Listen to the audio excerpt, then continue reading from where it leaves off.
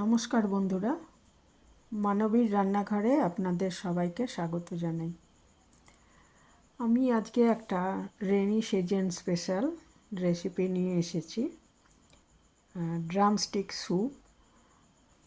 বর্ষাকালে এরকম স্যুপ খেতে খুব ভালো লাগে আর এটা খুব উপকারীও। তাই রেনি সিজন থাকতে থাকতেই এই স্যুপটা একবার করে দেখতে পারেন। স্যুপ শীতকাল আর বর্ষাকালেই ভালো লাগে খেতে।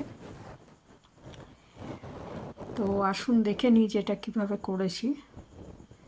খুবই উপকারী এবং বেশ খেতেও ভালো হয়। এটা নাকি আমাদের মাননীয় প্রধানমন্ত্রী খুব পছন্দ করেন খেতে। তো যাই হোক, দেখে নিই। এখানে আমি 3টে সজনে ডাঁটা নিয়েছি। এগুলো খোসা ছুলে আগে ভালো মতো ধুয়ে টুকরো টুকরো করে নিয়েছি। আর একটা পেঁয়াজকে 4 টুকরো করে নিয়েছি। 1 টুকরো আদা নিয়ে নিয়েছি। আর 5-6 কোয়া রসুন নিয়েছি।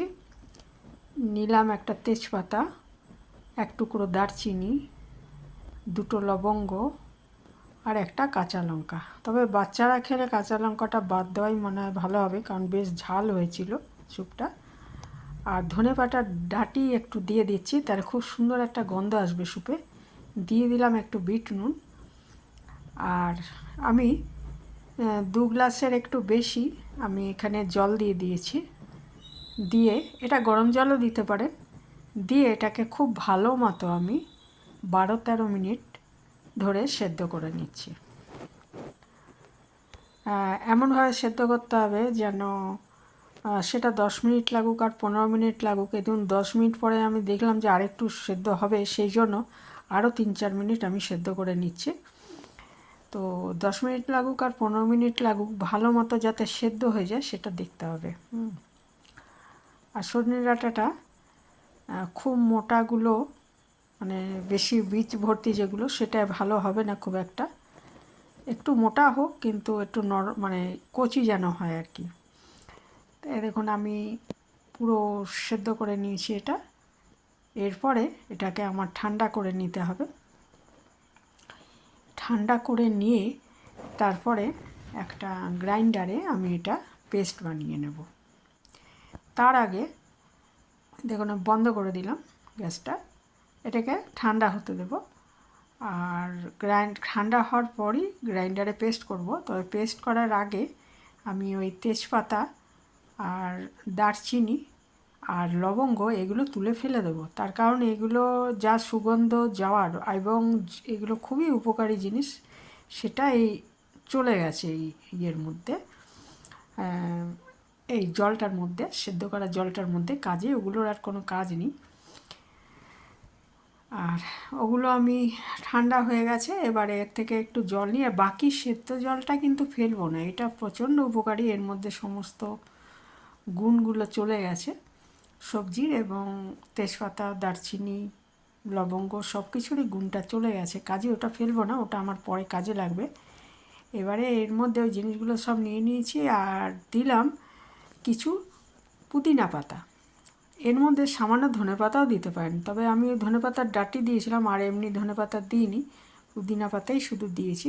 তারপরে এটা খুব ভালো মতো পেস্ট করে নিলাম। নিয়ে একটা ছাঁকনির সাহায্যে আমি এটাকে ছেঁকে নেব। তাতে কী হবে, সমস্ত জিনিসটা নিচে পড়ে যাবে। ওই জলটার মধ্যে নিয়ে নিচ্ছি আর কি, সেদ্ধ যে জলটা রয়েছে। আর বাকি যে ছিবড়া অংশটা আর কি, সেটা দেখুন এটা ছিবড়াটাই শুধু পড়ে আছে, সেটা আমি ফেলে দেব।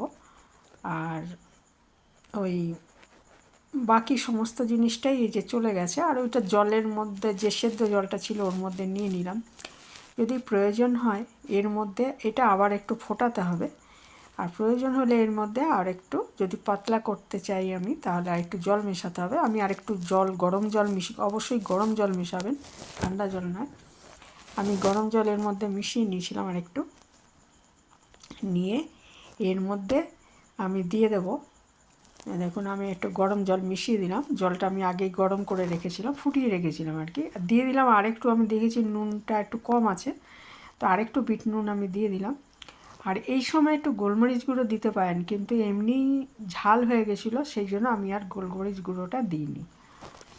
গোলমরিচ তো খুব উপকারী জিনিস, একটু দেওয়াই যায়। আর তাহলে আর লাস্টে একদম যখন ঝোলটা ফুটে, এই স্যুপটা যখন ফুটে যাবে, তখন আঁচটা বন্ধ করে তারপর আমি অর্ধেকটা লেবুর রস, পাতিলেবুর রস মিশিয়ে দিলাম। এটা যখন ওভেনে গ্যাসটা জ্বালা অবস্থায় কিন্তু লেবুর রস মেশাবো না, কারণ তাহলে ভিটামিন সি তো মানে ফোটালে আর কি অনেকটা নষ্ট হয়ে যায় গুণ। আর লাস্টে একদম মেশাবো আর কি, যখন স্যুপটা একদম রেডি হয়ে যাবে তখন আমি লেবুর রসটা মিশিয়ে দেব। এরপরে এটা কিন্তু একদমই দেখুন, আমি আঁচটা বন্ধ করে দিয়েই মিশিয়েছি লেবুর রস। এটা পরিবেশনের জন্য তৈরি, অত্যন্ত সুস্বাদু এবং প্রচণ্ড উপকারী। এটা করে দেখতে পারেন একবার। ভালো থাকবেন সবাই, এখানেই শেষ করলাম।